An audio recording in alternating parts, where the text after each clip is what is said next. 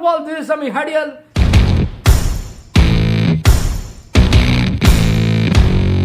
Same ટોકના નવા વિડીયોમાં આપનું સ્વાગત છે. તો ભાઈ લોગ ફાઇનલી મેં આજે જોયું મોમ તને નહીં સમજાય. તો કેવું છે મૂવી, ચલો વાત કરીએ. તો પહેલા હું પ્લોટની વાત કરી. તો પ્લોટ કંઈક એવો છે જે આપણે ટ્રેલરમાં જોયો હતો. એક ગુજરાતી ફેમિલી છે જે લંડનની અંદર રહી રહ્યું છે અને એમાં પણ જે છોકરાઓ છે હવે મોટા થઈ ગયા છે અને છોકરાઓ એમની ફ્રીડમ માગે છે, પણ મમ્મી જે ઇન્ડિયન મમ્મી હોય એ તો હવે યાર બધાને ખબર છે કે ઇન્ડિયન મમ્મીનું દિલ અને દરેક માનું દિલ એક એમના છોકરાઓ માટે એ રીતનું હોય કે એટલું આમ કહેવાય સોફ્ટ અને એટલું કેરવાળું હોય કે એ લોકો છે ને એનાથી સમજી નથી શકતા આજકાલના છોકરાઓ. તો એની ઉપર જ આજ કંઈક સ્ટોરી છે અને એ લોકો કહે છે કે મોમ તને નહીં સમજાય.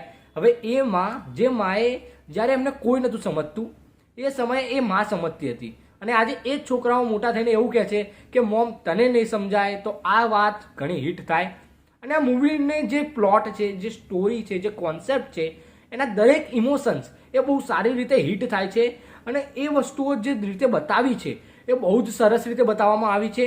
મૂવીનો પ્લોટ અને મૂવીની સ્ટોરી દરેક વસ્તુ ભાઈ જે રીતે આપણે ફિલિંગ અને જે રીતે ઇમોશન સાથે કનેક્ટ થાય છે અને જે રીતે સ્ટાર્ટિંગથી એન્ડ સુધી પકડીને રાખે છે એ બહુ જ મોટી વસ્તુ છે ભાઈ મૂવીની. અને મૂવીનો પ્લસ પોઈન્ટ છે કે એના એક્ટર્સની એક્ટિંગ અને એમને જે કેરેક્ટરો નિભાવ્યા છે એ દરેક એક્ટરની એક્ટિંગ તમને બહુ સરસ લાગશે. એની અંદર ઘણી વસ્તુઓ બતાવવામાં આવી છે, જેમ કે તમે જોઈ લો છોકરાની અને છોકરીની જે લાઈફ બતાવી છે એની અંદર મમ્મી ઇન્ટરફિયર કરે છે તો એ લોકોને નથી ગમી રહ્યું અને દરેક વસ્તુઓ બહુ જ સારી રીતે બતાવવામાં આવી છે. મમ્મીની ચિંતા એ લોકોને ટોર્ચર લાગે છે અને આ વસ્તુ જોઈને મને જે હિટ થયું ભાઈ, આમ મતલબ કહેવાય ને હૃદયની અંદર સુધી એ વસ્તુઓ અંદર ઉતરી ગઈ અને આમ કહેવાય ને આંખો પણ ભીજાઈ ગઈ ક્યાંક ને ક્યાંક. બહુ સારી રીતે યાર એના હિરોઈન જે મોમનો કેરેક્ટર પ્લે કર્યો છે એમની જે એક્ટિંગ હતી ભાઈ લિટરલીમાં હું કહીશ યાર ભાઈ કહેવાય ને આમ અંદર સુધી ઉતરી ગઈ ભાઈ એમની એક્ટિંગ ને એમનું જે કેરેક્ટર છે એ રીતે.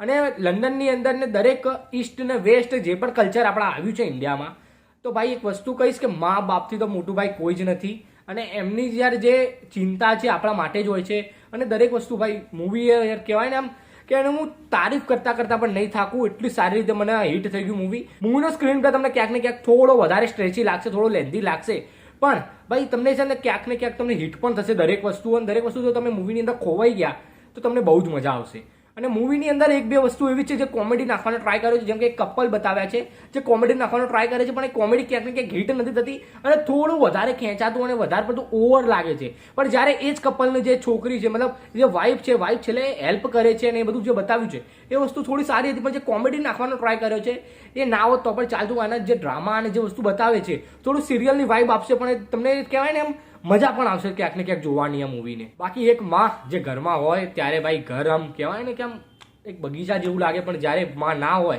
તો એ જ બગીચો સુકાઈ ગયેલો લાગે. તો એવી જ કંઈક આ સ્ટોરી અને આવી કંઈક વાર્તા સાથે આ મૂવી આવ્યું હતું મોમ તને નહીં સમજાય.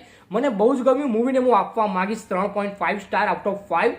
બાકી જો તમે મૂવી જોયો તો તમને કેવું લાગ્યું કોમેન્ટમાં જરૂર જણાવજો. બાકી મારો રિવ્યૂ કેવો લાગ્યો એ પણ કોમેન્ટમાં જણાવજો.